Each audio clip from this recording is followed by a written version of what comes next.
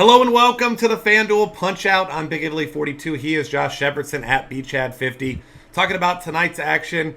Decent-sized slate, 10 games, and we've got a game in Coors Field. Right now, it looks like it has a little bit of weather concerns, so you're going to want to monitor that throughout the day. But you weren't playing pitchers there anyway, so as long as the game plays, all you wanted was the hitters. And you and I leaning much higher, much more towards one side, of course, but we'll get to that in a minute. Starting pitchers. Corey Kluber against Garrett Richards in LA. This is a game that's essentially a pick'em. Kluber, a small underdog actually, which you don't like with your most expensive pitcher on the day. But if we're talking pure talent-wise, at least outside of Coors Field, Corey Kluber is your best arm. But $11,300 for you tonight. It is a 6.5 run total, so you gotta like that. But at the same time, he is a small underdog, so tread with caution here. You're gonna want to get some big hitters. I don't think that Corey Kluber is a must-play in cash games because of those reasons there. No, I think he's a viable cash games play, but I also think that I think he's best reserved, at least on FanDuel, for GPPs because you're chasing that ceiling. He is a model of consistency. He has thrown 5 innings or more in each of his starts this year, so you know you're going to get innings pitched from him. You know you're going to get punch-outs from him. But when you're an underdog, that makes things a little bit difficult to rely on a guy as your starting pitcher in cash games. On here, my preference is to actually use Francisco Liriano. If I'm going to pay up for a big arm, it's going to be him. He is a batting favorite at home. The Cubs do strike out against left-handed pitching. Liriano strikes out a ton of batters in general. He's been excellent this year. He's been fairly consistent with his strikeouts. And he's pitched relatively, I don't want to say deep into games, but he hasn't given you many clunkers this year where he hasn't even gone 5 innings. So Liriano's been as consistent as he ever has been in his career. And got to like the matchup. The one concern is that the Chicago Cubs do walk quite a bit against left-handed pitching. So when Liriano gets into trouble, it's usually with his control. This is a lineup that might be able to exploit that. Not the safest cash games option that I usually like. But at the same time, the ceiling's really high. He's been excellent this year. And he does have a respectable walk rate at 8.4%, I believe, on the year. So we're talking about a guy who hasn't been that bad with his control. It has been pretty decent by his standards. So Liriano is my favorite cash games play. But on a night where none of the cash games options are really bulletproof, I like spinning down to Lance McCullers for $6,700 as well. You got to hate the ballpark that he's going to. The ball's been flying in Texas at Rangers Ballpark in Arlington, but McCullers is grossly underpriced at $6,700. He's a good GPP play, good cash games play if you want to load up on those bats at Coors Field.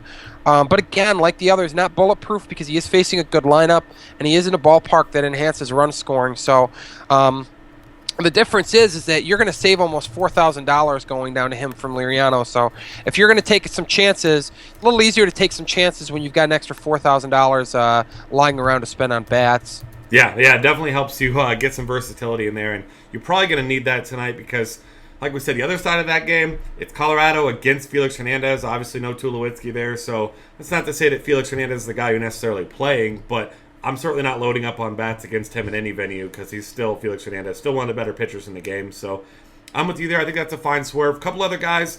I like Tyson Ross against that once again depleted Milwaukee lineup, missing Aramis Ramirez, Carlos Gonzalez, Carlos Gomez, and Gerardo Parra all gone there now. And Ross, as you know, elite ground ball rate, elite strikeout rate, he's great at keeping the ball in the park. What he isn't great with is preventing free passes, 11.3% walk rate, but there's not a whole lot of good patient hitters left in that lineup now. So Tyson Ross, probably the mid-tier guy that I'm going to be going to tonight. Yeah, and I know there's a guy just above him that you're looking at in GPPs, and I'm in agreement. Yeah, I'm a big fan of John Lester tonight. I'm coming off that big performance, obviously not chasing 14 strikeouts. He's only done that one other time in his career, but the Pittsburgh Pirates have the 4th highest strikeout rate against lefties. They're right around league average in WOBA. They're in the bottom 10, or actually 20th, just outside the bottom 10 in team ISO against lefties. So you have some individual hitters that hit lefties well, but as a team, they are not good against left-handed pitching. And Lester, last start aside, has been pitching very well over their past 5 or 6 starts. So finally looking like the guy the Cubs thought they were acquiring in the offseason. Much better than he was earlier in the season. And I think he's going to go very low owned because he is an underdog to Liriano tonight. Yeah, and that's always desirable in GPPs. Get that low owned pitcher that hits a nice point threshold, which Lester's more than capable of reaching. Yeah, absolutely. And as we move over to catcher, one of the two positions that, as usual, catcher and shortstop don't look particularly great today. There are some options that you like. I mean, if we're talking GPPs, I like Wellington Castillo a lot against contact pitcher Doug Fister. Been hitting the ball really well. You look over his last 5 games, he's got 4 homers, 2 doubles. Obviously, he's still not an absolute everyday player, but at 3,300, I think he's going to go low owned. If I'm going in the mid tier, which you're going to either have to go mid tier or punt, the guy I'll probably end up rolling with is Jason Castro. You don't like his lineup spot, usually bats around 7th or 8th, but $2,600 against Colby Lewis, who has been better this year, but still throughout his career struggles with left-handed bats.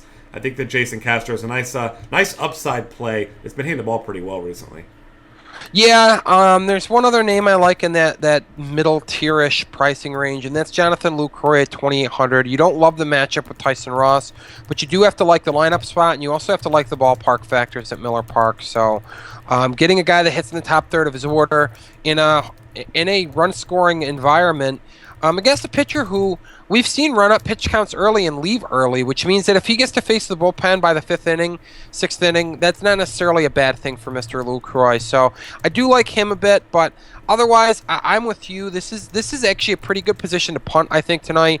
You're really not sacrificing much if you do punt because there are not any clear-cut elite options in elite situations tonight.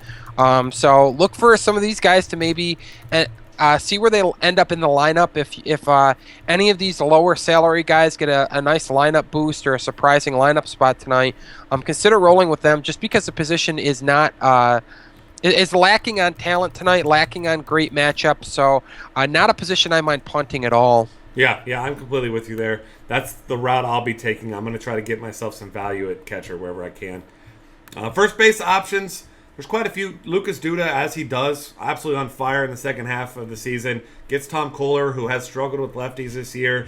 Somehow Duda's been better against lefties and better at home. So take that for what you will in that big ballpark in Miami. But he's certainly a good option. Paul Goldschmidt, if you can afford him, it's got to be your top option at $4,400 against Doug Fister. Once again, he's also on the road, but Doug Fister is not a good pitcher this year. One guy I'm really looking at a lot in GPPs. Giants have the second highest total on the board tonight, obviously behind Seattle. But Brandon Belt at $3,700 in a great spot against Mike Fulton-Witz, who has just been horrible against left-handed batters this year, allowing nearly a 400 WOBA. So if I'm going for a GPP guy, Brandon Belt's going to be my guy. Yeah, I really like Brandon Belt and GPPs, as you mentioned. Fulton-Witz has allowed a 410 WOBA to left-handed batters in his young career. He's faced 176 of them, so really struggles with lefties a lot. In cash games, I'm going to eat the chalk, and I'm going to go on the opposite side of that same game. I'm going to grab Freddie Freeman at 3,500. He's facing Matt Cain tonight. Cain doesn't exactly have historical struggles with left-handed batters, but this year, after missing almost all of the first half, he has come back and he has struggled with left-handed batters. He's faced 49 so far this year, and they're tallying a 370 WOBA against him, so that is a little bit alarming. Freeman's price point's really good to allow you to spend on some of these other bats at Coors Field, some of the Mariners, and some of the other bats in high total games elsewhere. So I do like his price point at 3,500. I do like his lineup spot, his opponent. I mean, there's a lot to like about Freddie Freeman. So he's my favorite play at the position, but in GPPs, I definitely really like Bell, and I'm with you. Goldie has to be the top play at the position, and anytime you can get him for under $4,500, it feels like you're getting some kind of discount you shouldn't be. Yeah, exactly. I mean, he's been slowly creeping down. We figured once he was under 5, he was a great play. Now in the mid-4s, so yeah, if you're not paying up a pitcher, you might be doing well to go ahead and just pay up for Paul Goldschmidt there. Second base, a little bit of uncertainty here. Obviously, Seattle traveling to Coors Field, no DH tonight. Robinson Cano, we don't know if he's healthy enough to play in the field, so check your lineups here. Obviously, if he's playing, I mean, he's obviously your top option at $4,300 against punching bag Eddie Butler. So you're going to want to get some exposure to him. If not, I know there's a guy in the mid 3Ks that you're looking to swerve down to that hits lefties really well. Yeah, Logan Forsythe travels to U.S. Cellular Field tonight, and even though Jose Quintana doesn't have a track record of struggling against right-handed batters, hasn't been great this year, has allowed a WOBA north of 330. Forsythe crushes left-handed pitching, he's a guy that I feel like flies under the radar just a little bit. Gets a nice ballpark boost going from Tropicana Field to his normal home digs to U.S. Cellular Field tonight. So I do like Forsythe quite a bit. Don't mind $3,200 D. Gordon against Bartolo Colon either. Gets to hit leadoff against Bart, and Bart has not been good lately. Got rocked in his last start. So grabbing Gordon, I think, is also a viable option. Who else are you looking at second base? There was a guy you pointed out earlier that's nice and cheap. Homered last night among 3 hits. Yep. Anthony Rendon hitting at the top of that Nationals lineup that hasn't been particularly good, but they're finally healthy. You got to think better things are coming for this lineup because now that they're missing everyone but, or have everyone but Denard Span back, $2,900 just seems far too cheap for him. So Yep. I'm looking his way a little bit. And then if I'm going to go down even cheaper, I don't love the matchup against Jesse Chavez, but Jimmy Paredes, if he's batting second or fifth, one of those spots, $2,500 with the platoon advantage just seems too cheap for him tonight. Yeah, I'm in agreement. All right, third base, hot corner options. Nolan Arenado's in Coors Field, but he does get Felix Hernandez, so GPP option for you certainly. Homered a couple days ago. He's always in play there, but I think I prefer the other third baseman. I know you do too. Kyle Seager at $4,200. I want as many pieces of Eddie Butler as I can get tonight, and at a third base position, that it's much better than some of the other positions tonight, but I think Kyle Seager, dollar for dollar, a better option than Nolan Arenado tonight. So that's the guy I'm going at. But I know there's a sub 3K guy that if you can't afford Seager, you're going to in cash games. Yeah, if I'm paying up for Kluber or Liriano, it's going to be tough to afford Seager as one of your Coors Field bats. I think you can get better exposure elsewhere because I think you have a nice, viable, cheap alternative in Evan Longoria at $2,900 at U.S. Cellular Field. Again, Quintana, very good pitcher, but has struggled a little bit with righties this year, and Longoria kills left-handed pitching. At under $3,000, he is a steal. He gets a great lineup spot. You got him hitting third right in front of Forsythe, so you got a nice little duo there. Hook the two of them maybe. Hope that they both help one another, and you got yourself some nice building blocks at fairly cheap prices that will also allow you to get your top pitching arms and some M's exposure there at Coors Field. Yeah, I'm definitely with you there. Nobody else that really jumps out as far as cheap plays. You all know that I have an affinity for Lonnie Chisenhall. He's been hitting well, but $2,600 an okay price, but he's facing off against Garrett Richards, so that's probably a play more reserved for me and my bias towards Lonnie Chisenhall. All right, shortstops, Carlos Correa. I mean, seems like most nights he's your top option. He is once again here today. $4,500 though is going to be a pretty steep price tag against Colby Lewis, who's actually pretty good against right-handed batters, but I don't mind targeting Correa against pretty much anyone. Outside of that, you mentioned Miller there. I mean, he's obviously a fine play, especially if he's at the top of that order. Outside of that, I'm going to want to try to save money here, and there's really not a whole lot that goes here except a guy you pointed out earlier, John Segura, $2,200, been leading off, hasn't really been hitting very much, but at $2,200 against Tyson Ross, we all know that he's not good at holding base runners. Segura got some speed, so if he does get on, you got to expect him to take some chances and run wild on the base paths tonight. Yeah, and I mean, if you're looking for salary relief, you're looking for a few things. You're looking for a guy with a good lineup spot. You're looking for a guy that maybe is in a good ballpark. Segura checks both of those boxes. He also gets one more check in the pros column based on the fact that Ross is so bad at controlling the running game. Norris does a bad job of throwing out base runners. So if Segura's on, I do expect him to take second base tonight, as long as he doesn't have any base cloggers on in front of him. But like Segura a bit tonight, if you're going to punt the position. In GPPs, I don't mind running with Brandon Crawford or Jung-Ho Kang, because I do think that if people are going to be paying, it's going to be for $3,000 Brad Miller, or I think they're going to be punting the position. Gong and Crawford are kind of in that no man's land, just a little bit more expensive than who I expect to be the top play at shortstop. But and obviously not in punt territory. Gong faces Leicester, so it's not a great matchup, but he's been on fire since he stepped into an everyday role for them.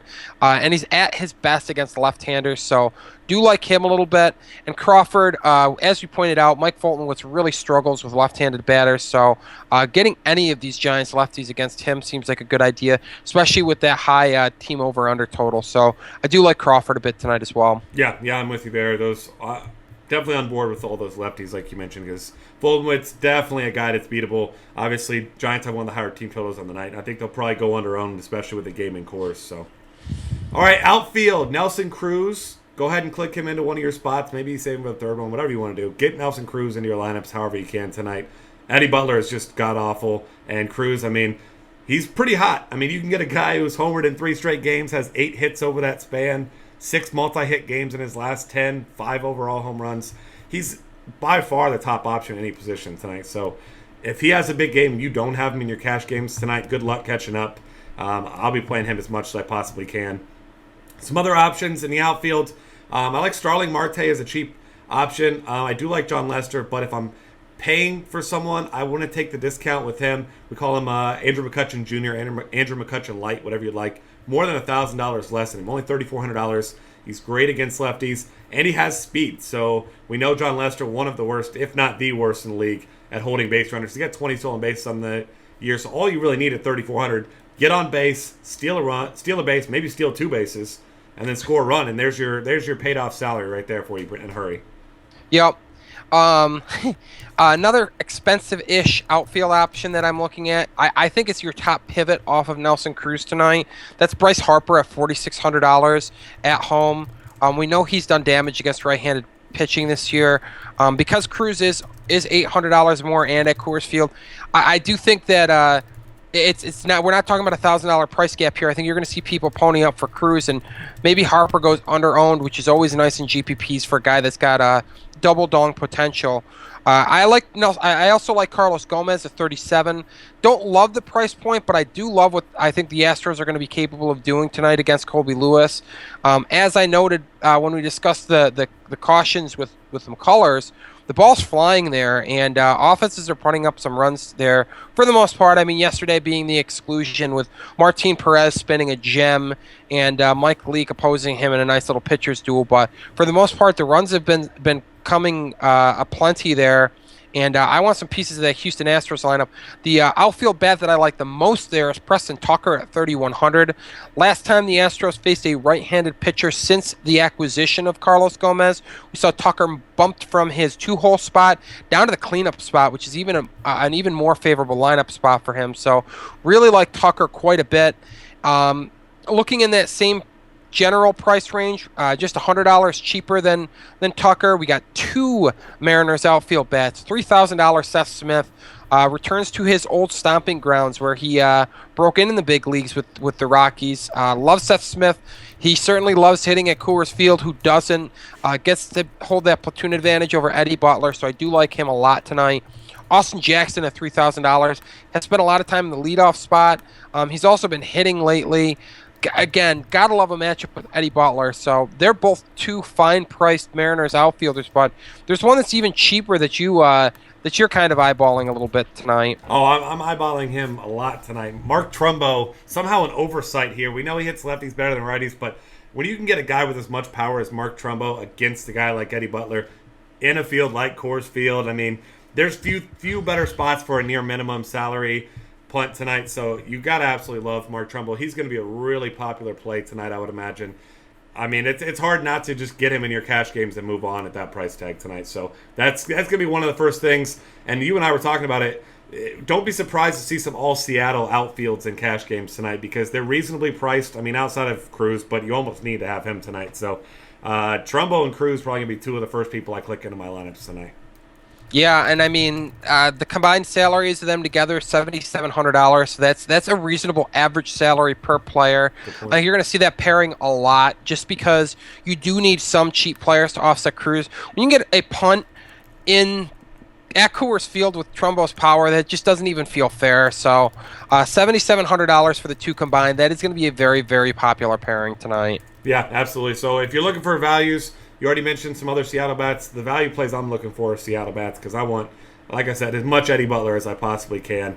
And as far as other cheap options, I was looking for someone else that's a non-Coors bat. But really, I mean, down at that price, you're just going to get Trumbo because no one else really jumps off the page as even anything more than GPP play to me near a minimum. How about you? Yeah, I'm seeing the same thing. Outfield isn't a place that I really care to skimp on tonight because I think there is some good value around that $3,000 price point. So if you're not paying there, going down, spinning down to Trumbo obviously is very much in play as long as he's in the lineup. But beyond that, like the bargains just aren't there tonight in the outfield like they sometimes are. Yeah, absolutely. And that's going to wrap things up for us. Find us on Twitter at DF Cafe. Subscribe to our YouTube channel. Check out all of our great content at dailyfantasycafe.com.